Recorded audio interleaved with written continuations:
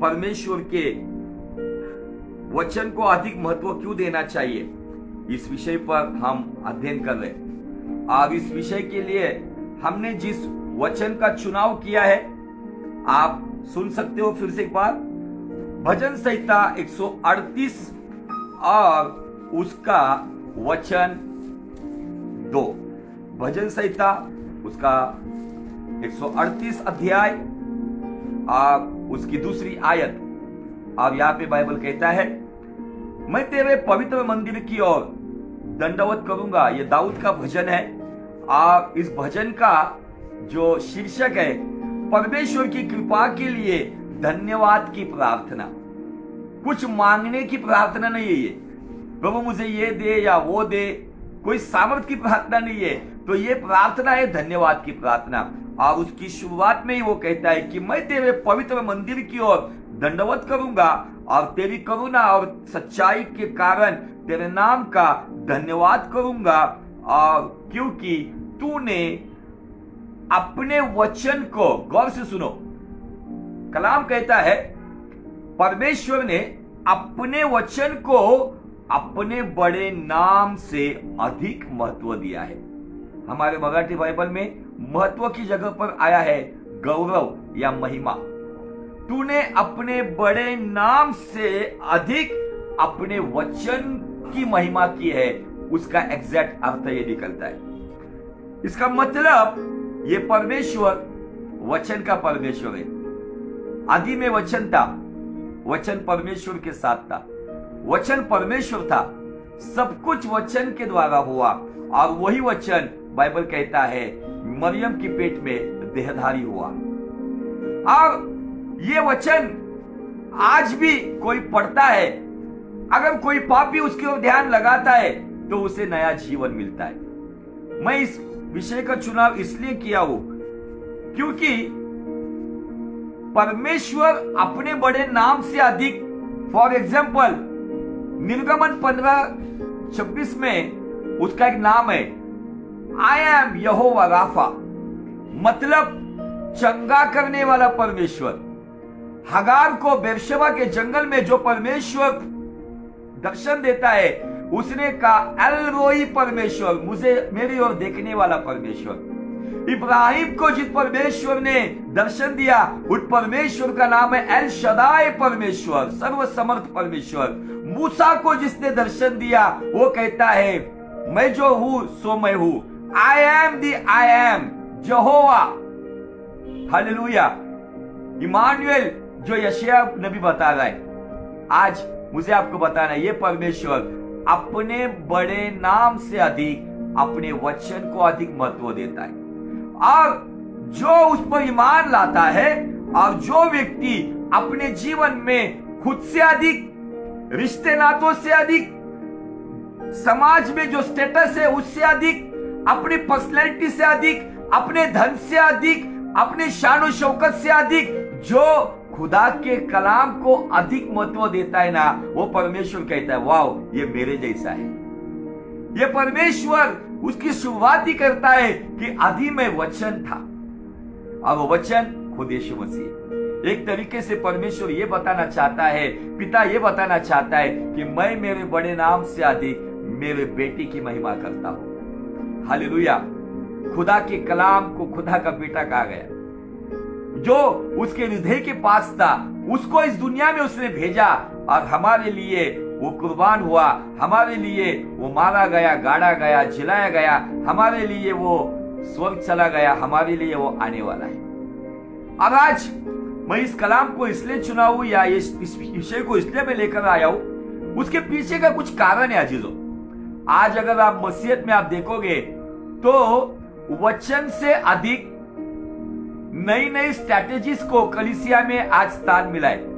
वचन से अधिक सारी मंदिर में या चर्च के अंदर जो नए नए डेकोरेशंस आए हैं, मैं आपको डायरेक्टली बताना चाहता हूं कि आज बड़ी बड़ी इमारतें बनी हुई है, नई नई लाइटिंग्स आई हुई है, झूमर लगे हुए हैं, फर्श बदल गए हैं, कुर्सियां बदल गई है, नए नए इंस्ट्रूमेंट आए हैं। लेकिन आज मैं आपको बताना चाहता हूं कि लोगों ने इन सब बातों से अधिक लैविश लाइफ से अधिक क्या वचन की महिमा की है, या वचन से अधिक लैविश लाइफ की महिमा की है? किस बात को हम महिमा देते, किस बात को हम महत्व देते? इस कलाम का चुनाव करने के पीछे खुदावन का मकसद यह है कि जो लोग अपने जीवन में शायद कलाम को महत्व नहीं दे रहे हैं, कहीं ना कहीं उनके जीवन में वो परेशान है।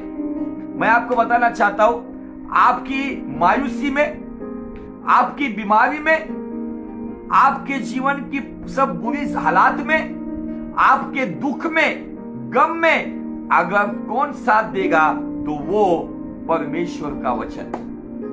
दाऊद कहता है, मेरे दुख में मेरी सांत्वना यही है कि हे खुदावन, तेरे वचन के द्वारा मुझे नया जीवन मिलता है। भजन संहिता 119:50 में वो कहता है। आज मुझे आपको बताना है कि फिर से एक बार मैं उस पहले पार्ट की ओर आपका ध्यान खींचना चाहता हूं, जहां पर हमने वचन के ऊपर बहुत गहरा अध्ययन किया था। कलुसियों की पत्री 3 अध्याय वचन 16 में, वहां पे पौलुस कलुसिया की कलीसिया को कहता है, मसीह के वचन तुम्हारे हृदय में बहुतायत से बचे। आज तुम्हारे और मेरे जीवन में दुनियादारी की सब बातें भरपूरी सी होगी, लेकिन अगर कलाम नहीं है तो खुदा के दृष्टिकोण में हम कंगाल है। अब यही दाऊद भजन संहिता 119:11 में कहता है, हे खुदावन, मैं तेरे खिलाफ पाप ना करूं, मैं तेरा गुनाह ना करूं, इसलिए तेरा कलाम मेरे हृदय में मैंने रख छोड़ा है। अगर आपके जीवन में, आपके हृदय में अगर कलाम है ना, तो वो कलाम आपको दिशा देगी। परमेश्वर के वचन को थोड़ा सा थियोलॉजिकल में बताना चाहता हूं। परमेश्वर के कलाम को 2 तरीके से पेश किया जाता है।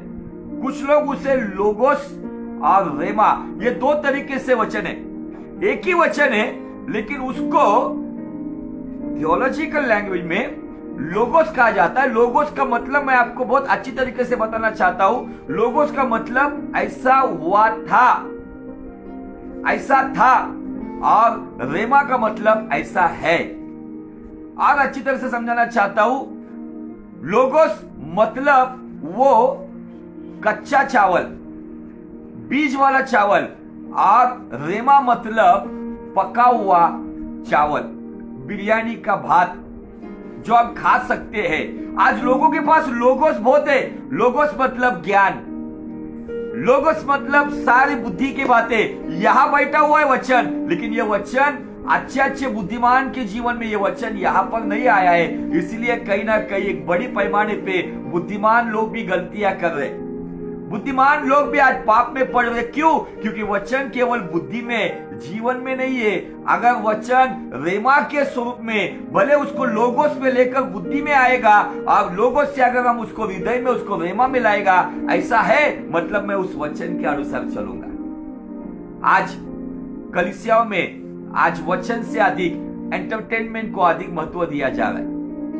नए नए प्रोग्राम्स आ रहे, नई नई स्ट्रैटेजीज आ रही है, लेकिन मुझे आपको बताना है, ये वो लोग करते हैं जिनके पास खुदा का कलाम का प्रकाशन नहीं है, जिनके पास खुदा की कलाम की अगुवाई नहीं है। इसीलिए लोगों को थामे रखने के लिए, लोगों को अपने पास बरकरार रखने के लिए आज नाना प्रकार के शक्ति प्रयोग किए जाते। 12 घंटा वर्शिप, 24 घंटा वर्शिप, नाना प्रकार के स्ट्रैटेजी ली जाती है, मनोरंजन के काम किए जाते हैं, चर्चेस की पिकनिक निकलती है, लेकिन फास्टिंग प्रेयर में कितने लोग आते हैं? बाइबल स्टडी में कितने लोग आते हैं? संडे चर्च में समय पर कितने लोग आते हैं? आज मुझे आपको बताना है क्या चल रहा है।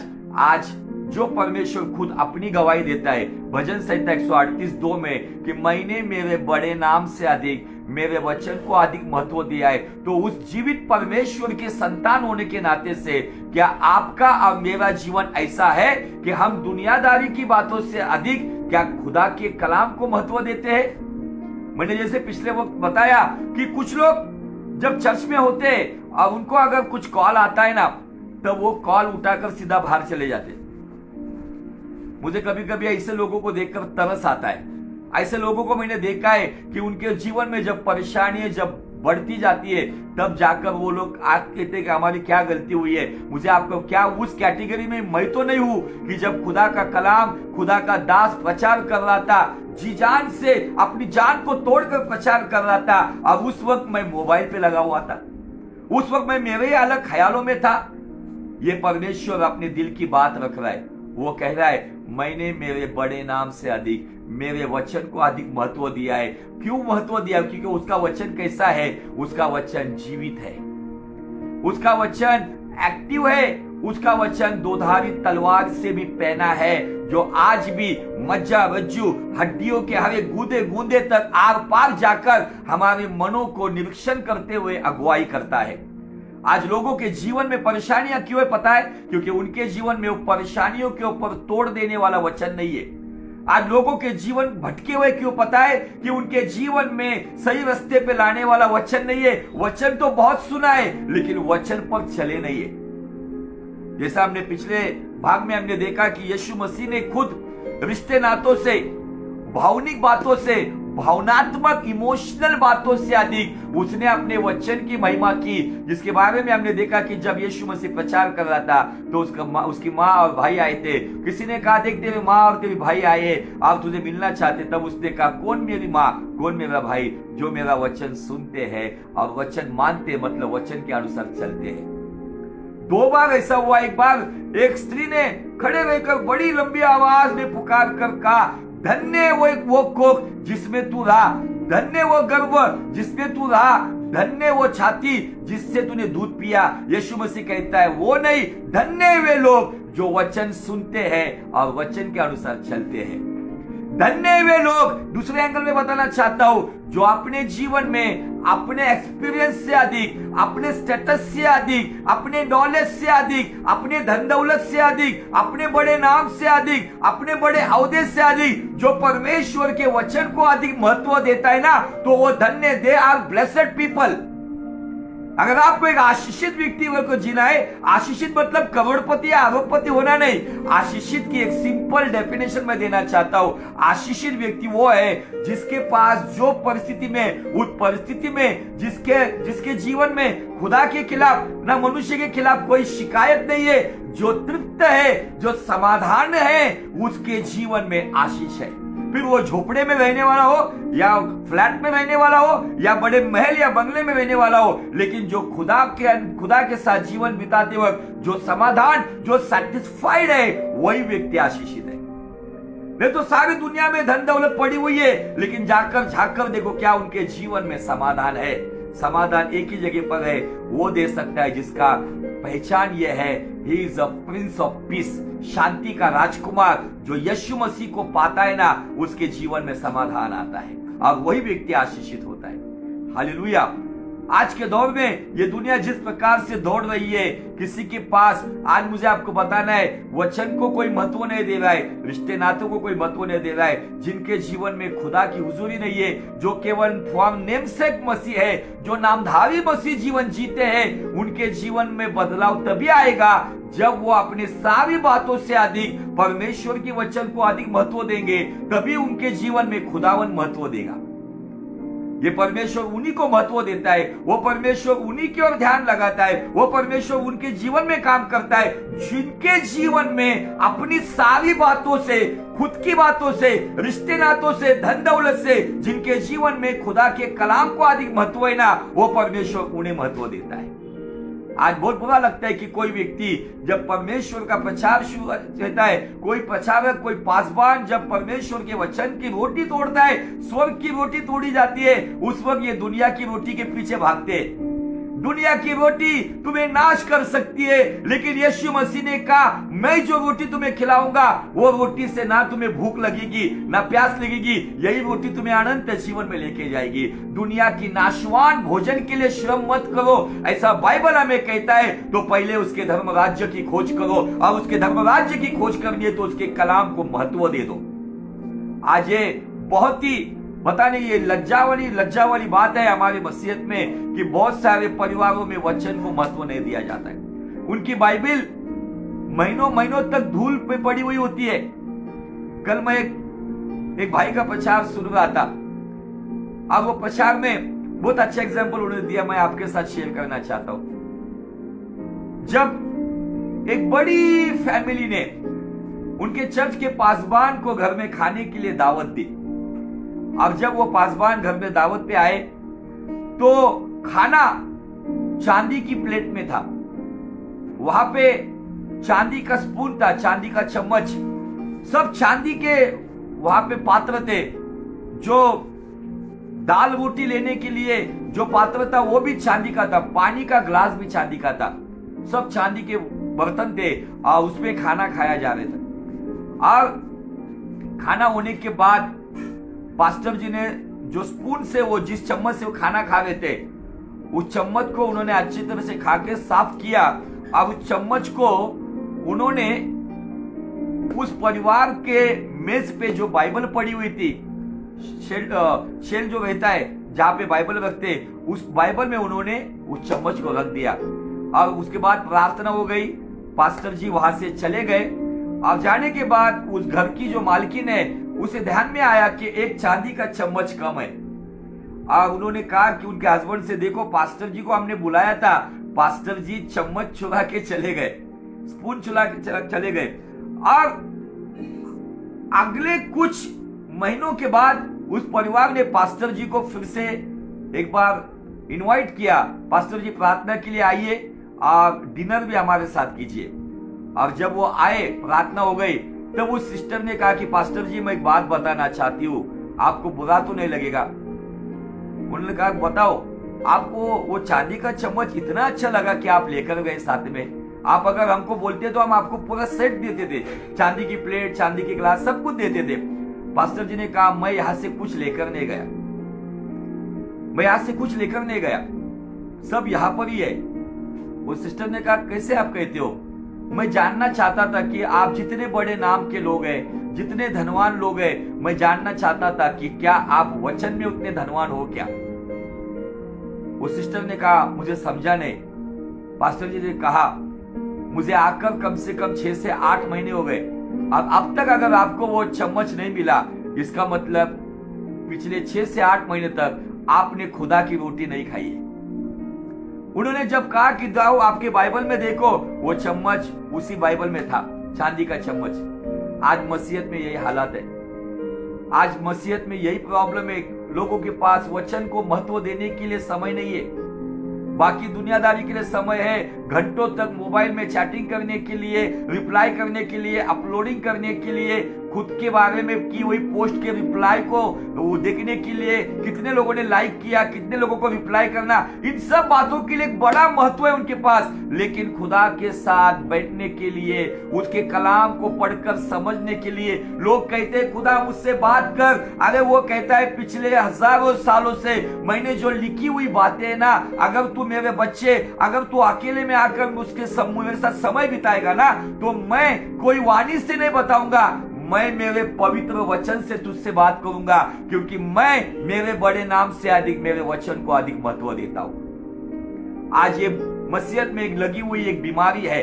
आज उस बीमारी में लोगों का समय दुनियादारी में बहुत अधिक प्रमाण में जा रहे, लेकिन खुदा को जो समय देना चाहिए, खुदा की बातों को जो महत्व देना चाहिए, ये महत्व धीरे धीरे कम होते जा रहा है। और दुनियादारी को लगता है कि हम लोग बहुत ऑनलाइन में मैसेजेस देखते हैं, बहुत सारे सेवकों का संदेश हम यूट्यूब पे देखते हैं, लेकिन मेरा सवाल ये है कितने संदेश आपने आपके हृदय में संभाल कर रखे, कितने उपदेशक को आपने अपने हृदय में संभाल के रखे। जब आपके जीवन में फाइनेंशियल प्रॉब्लम आए तब आपने कौन से संदेश को याद किया, कौन से कलाम को याद किया, और उस कलाम को महत्व देकर कितने बार आपने दुआ की उस कलाम को लेकर, तब जाकर आपके जीवन में काम होगा। यह आज बताने के लिए बहुत ही दुख भरी बात है कि आज मसीहत में कहीं ना कहीं परमेश्वर के वचन का महत्व कम होते जा रहा है। इसीलिए नाना प्रकार की मिनिस्ट्रीज, मैं सभी को फेक नहीं कहूंगा, लेकिन 80% मिनिस्ट्रीज अगर देखेंगे, एपोलोजेटिक्स मिनिस्ट्रीज आ रही है, प्रॉफिटिक मिनिस्ट्रीज आ रही है। और ये मिनिस्ट्रीज क्या कर रही है कि हम कुछ तो अलग है, कुछ नया ही सुनने को दिख रहा है। प्रॉफिटिक वर्शिप, ये शब्द मुझे बाइबल में कहीं भी नहीं दिखा। प्रॉफिटिक वर्शिप, प्रॉफिटिक वर्ड, सब बातें इनमें घोल मिलकर लेकर जा रहे, लेकिन कहीं ना कहीं आज क्या हो रहा है पता है कि आज वचन का महत्व कलीसिया के अंदर कम हो रहा है। दुष्ट यही चाह रहा है दुष्ट को पता है कि अगर जो कलीसिया वचन से भरी हुई है, कलीसियों 3:16 के अनुसार, जहां पे वचन से भरी हुई कलीसिया है ना, जहां पे वचन का हथौड़ा बार बार मारा जाता है ना, जहां पे वचन की तलवार बार बार इस्तेमाल की जाती है ना, जहां पर वचन की आग लगाई जाती है ना, वहां पे बेदारी बरकरार रहती है। और दुष्ट यही नहीं चाहता है कि उस कलीसिया में वचन बढ़ता रहे। जो परमेश्वर के अभिषिक्त दास, जो समर्पण के साथ परमेश्वर के पास बैठकर खुदा का कलाम लेकर कलीसिया के लिए वचन देते, वो धन्य वे लोग, उनकी कलीसिया भी धन्य है। लेकिन आज कलीसिया के अंदर एक दुनियादारी का एक स्टाइल आ गया है। लोग कहते हैं हमें प्रोफेसीज चाहिए। मुझे आपको बताना है, ये भजन संहिता 138:2 कहता है, मेरे बड़े भविष्यवाणी से, ऐसा नहीं लिखा है मेरी बड़ी नाम से अधिक, मैंने भविष्यवाणी को अधिक महत्व नहीं दिया है, तो मैंने मेरे वचन को अधिक महत्व दिया है। क्या तुम्हारे और मेरे जीवन में, क्या हमने परमेश्वर के वचन को अधिक महत्व दिया है? अगर परमेश्वर के वचन को अधिक महत्व देने का जब समय आएगा ना, तब आपको यीशु मसीह के जैसे रिश्ते नातों को वचन के सामने कम तोलना होगा। यीशु मसीह ने खुद अपनी माँ और भाई की ओर देखकर कहा, कौन है मेरी माँ, कौन है मेरा भाई, जो मेरा कलाम सुनते हैं और मेरे कलाम के अनुसार जीवन जीते हैं।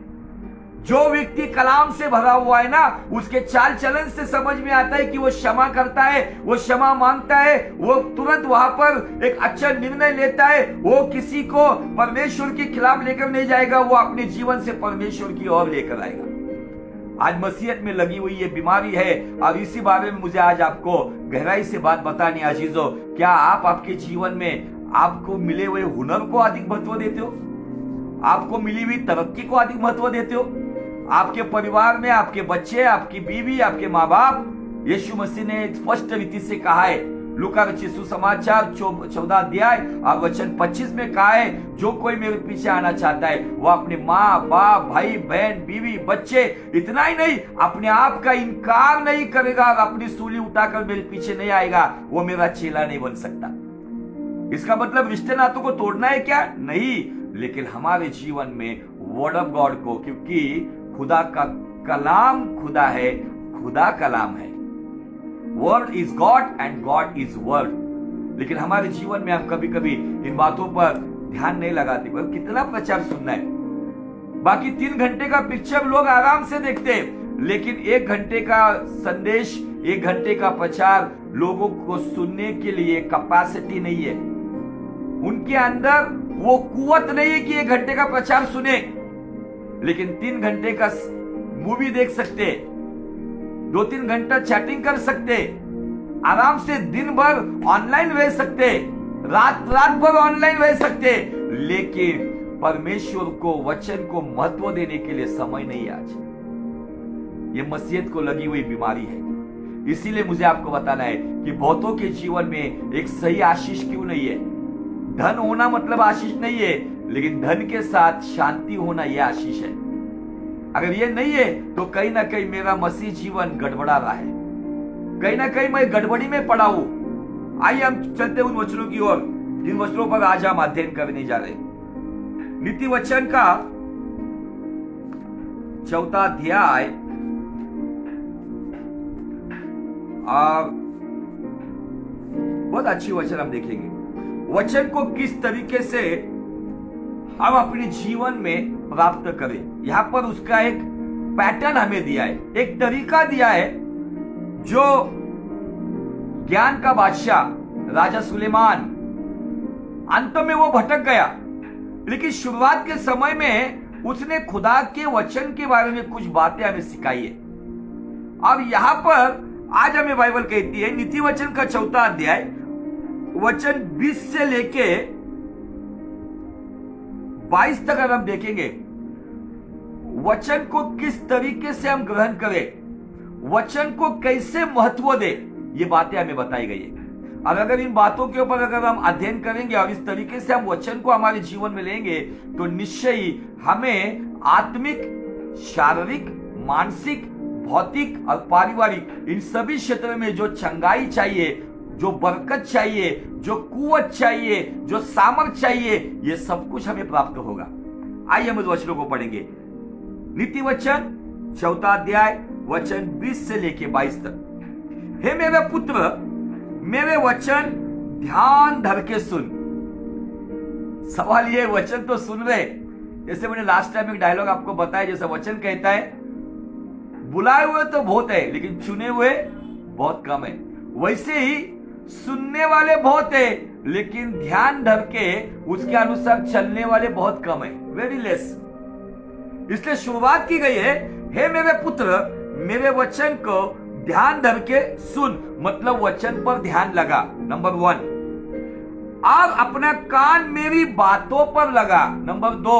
ध्यान लगा, कान लगा। ओके, आगे। उनको, मतलब एक वचन नहीं बोला है, बहुत सारे वचन जो हम सुनते, उनको अपनी आंखों से ओझल ना होने देना, मतलब ध्यान लगा, कान लगा, आंख लगा। तीसरी बात हो गई, आगे देखो, क्योंकि वरन अपने मन में धारण कर। 4 जगह पे वचन आता है। जब हम ध्यान से सुनते हैं, सब कुछ दुनियादारी को भुलाकर, चर्च में बैठने के बाद भी बिजनेस में कैसा होगा, कितना पैसा कमाओगे, पैसा पैसा कब क्या मनुष्य जी रहा है, घर चर्च में बैठे बैठे टेंशन में बैठते हैं। चर्च में जब आओगे, वचन चल रहा है ना, तो पूरा ध्यान, क्योंकि बाइबल कहता है जहां पर तेरा धन वहां पर तेरा मन। ध्यान से वचन को हम अगर ध्यान लगाएंगे ना, तो हम कान भी ठीक से लगाएंगे। हमारे कान को ट्यून करना चाहिए। कान का ट्यूनअप हम अच्छे से करेंगे। जब हम ध्यान से सुनेंगे ना, तो भले ही चर्च में साउंड सिस्टम नहीं भी होगा ना, तो हम गौर से सुन सकते हैं। मैं एक अच्छा एग्जांपल आपको देना चाहता हूं। यीशु मसीह के जमाने में कहां पर था साउंड सिस्टम? नहीं था, लेकिन हजारों लोग यीशु मसीह के इर्द गिर्द थे। वो कलाम को क्यों सुन सकते थे? क्योंकि वो ध्यान से सुनते थे। उस टाइम कहां पर थे साउंड सिस्टम? और वो सुनकर यीशु के पीछे चलते थे। Hallelujah, praise the Lord. कितनी भी गड़बड़ी क्यों ना हो, अगर हम ध्यान से अगर वचन की ओर ध्यान लगाएंगे, तो कान से हम ठीक से सुनेंगे, और कान से ठीक से सुनेंगे तो आंखों के सामने से वचन ओझल नहीं होगा, और आंखों से ओझल नहीं होगा तो वही वचन मन में भी आएगा। ध्यान, कान, आंख, मन, ये 4 क्षेत्र में वचन आना चाहिए। कुछ लोग है ना, ध्यान से वचन सुनते हैं और बुद्धि में डालकर उसको लॉक कर देते हैं। लेकिन जब तक वो वचन बुद्धि से हमारी आंखों के सामने आना चाहिए, बार बार वो वचन मुझे प्रकट होना चाहिए। फॉर एग्जाम्पल, मैं मेरे ऊपर कहता हूं, अगर मेरा कदम अगर भटक रहा है, अगर मेरे आसपास इर्द गिर्द कुछ ऐसे आकर्षक बातें आई है जो मुझे पाप की राह पे लेकर जाने की कोशिश कर रही है, तुरंत मेरे सामने एक वचन आता है। 1 कुरिन्थियों 3 अध्याय वचन 16, मेरा शरीर पवित्र आत्मा का मंदिर है, मैं ये जानता हूं, और जो कोई इस मंदिर का नाश करेगा, परमेश्वर कहता है मैं उसका नाश करूंगा, क्योंकि परमेश्वर का मंदिर पवित्र है। इस वचन को मैंने ध्यान से सुना, इस वचन को मैंने कान लगाया, इस वचन को मैंने आंख से ओझल नहीं होने दिया। ये वचन मेरे मन में बसा हुआ है। इसलिए जब मेरा पैर अगर कहीं ना कहीं लड़खड़ाने की राह पर है, तब खुदा का वचन मुझे थामता है और पवित्रता की राह पे चलाता है। Hallelujah, praise the Lord. आज मुझे सवाल है, सुनने वाले जितने भी हैं, आप वचन कैसे सुनते हो? ध्यान से सुनते हो, कान से सुनते हो, आंखों से ओझल नहीं होने देते हो, उस वचन को मन में धारण करते हो, तो ये 4 तरीके से कलाम आपके अंदर देहधारी होता है। जब कलाम देहधारी होता है, मतलब यीशु आपके अंदर देहधारी होता है, और जिसके अंदर इस तरीके से यीशु बसता है ना, उस व्यक्ति को यीशु मसीह अपनी मर्जी के लिए नहीं, तो पिता की मर्जी के लिए पवित्र आत्मा की अगुवाई में उसे अनुग्रह से भरकर चलाता है। Hallelujah, praise the Lord. आगे देखो बाइबल क्या कहता है, क्योंकि जिनको वे प्राप्त होती है, वे वचन जिन्होंने उसे ध्यान से सुना, कान से सुना, आंखों से ओझल नहीं होने दिया, मन में संभाल के रखा, जिन्होंने वचन को प्राप्त किया, उनके बारे में कहा गया है, क्योंकि जिनको वे प्राप्त होती है, वे उनके जीवित रहने का और उनके सारे शरीर के चंगे रहने का कारण होती है। हालेलुया। इसीलिए वचन को बहुत महत्व है। जब हम इस तरीके से कलाम को ग्रहण करते हैं ना, तो क्या होता है पता है आपको? बताओ मैं, उसके वजह से हम जीवित रहते। किस हालात में जीवित रहते? मसीह में जीवित रहते हैं। और हमारे शरीर के लिए बाइबल कहता है कि यही कलाम हमें चंगाई का कारण बनता है। भजन संहिता 107:20 में बाइबल कहती है, वो परमेश्वर अपने वचन को भेजकर उन्हें चंगा करता है और उन्हें गड्ढों से निकालता है। कलाम चंगाई भी देता है और कलाम छुटकारा भी देता है। Not only healing but also deliverance. एक कलाम है, वही कलाम खुदा के मुंह से निकलने वाला हमें चंगा भी करता है और हमें गड्ढों से, बंधनों से, शैतान के षड्यंत्र से, उन सारे गड्ढों से हमें बाहर निकालकर हमें छुटकारा भी देता है। हालेलुया। आज ये बातें हमें समझनी बहुत जरूरी है। चीजों आज बहुत सारे लोग इन बातों से दूर है। आज वर्शिप करने वाले बच्चे, उन्हें गिटार्स के कॉर्ड्स पता है, उन्हें कैसियो के कीज पता है, उन्हें ड्रम सेट के बीट्स पता है, लेकिन आज एक दर्दनाक बात मसीहत में, इन जवानों को खुदा का कलाम नहीं पता है, क्योंकि ये म्यूजिकल बातों में इतने इंटरेस्टेड है, जो वचन को महत्व नहीं देते हैं। वो अपने सारे टैलेंट्स को, अपनी मिली हुई सारे स्किल्स को इतना महत्व देते हैं कि जिनके सामने खुदा का वचन कुछ भी मायने नहीं रखता है। अजीजों, जवानों, मेरी बात गौर से सुनो। आपको मिले हुए जो टैलेंट्स है, जो गिफ्ट्स आपको मिला है ना, तो आज से एक वाचा बांधो और कहो कि जैसे परमेश्वर भजन संहिता 138:2 में कहता है कि मैंने मेरे बड़े नाम से अधिक, मेरे वचन को अधिक महत्व दिया है, तो आज आप भी ये कहो, मुझे मिले हुए टैलेंट्स और गिफ्ट से अधिक मैंने खुदा के कलाम को अधिक महत्व दिया है और मैं जीऊंगा वचन के लिए और मरूंगा वचन के लिए। Hallelujah, praise the Lord. आज एक बड़ी दर्दनाक दुर्घटना मसीहत में है। हमारे जवानों को सारे प्रकार के टैलेंट्स मिले हुए, हमारे जवान अच्छे म्यूजिक बजाते लेकिन अच्छा वचन नहीं जानते, हमारे जवान अच्छे अच्छे गीत सुनते लेकिन कलाम नहीं सुन पाते हैं। प्रॉब्लम क्या है इसका? बहुत सारे लोग कहते कि शैतान उन्हें नहीं, शैतान की कोई बात नहीं है इसमें। अगर आप कलाम को ठीक से समझेंगे, भजन संहिता 138:2 में सारी कायनात को बनाने वाला कहता है, मेरे बड़े नाम से अधिक मैं मेरे कलाम को अधिक महत्व देता हूं, तो हम किस खेत की मूली है? लेकिन आज एक बड़ी दुर्घटना हमारी मसीहत में है कि हमारे जवानों को गिटार के कॉर्ड्स पता है।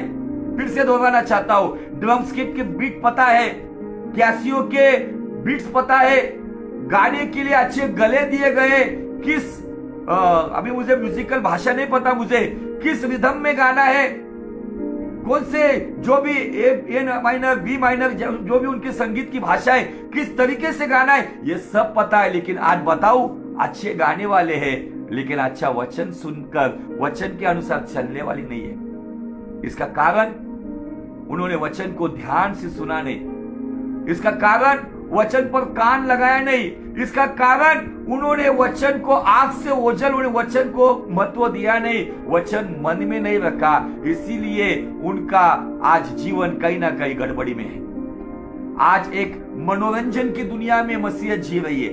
Entertainment, entertainment, entertainment. कलीसिया में एंटरटेनमेंट करने के लिए हमें रखा नहीं है। एंटरटेनमेंट सर्कस और थिएटर में किया जाता है, लेकिन गिरजाघर में, खुदा के भवन में, खुदा की महिमा के लिए उसके कलाम को प्रचार किया जाता है। और जो कलाम मसीहत के जीवन में अगर बदलाव नहीं लाता है, तो वो कलाम केवल एक मनोरंजन है। हमने पिछले वक्त देखा कि जैसे यिर्मयाह नबी कहता है 15 अध्याय वचन 16 में, खुदा का कलाम मेरे पास आया, मानो मैंने उसको खा लिया और उसका कलाम ही मेरे जीवन का हर्ष और आनंद बना।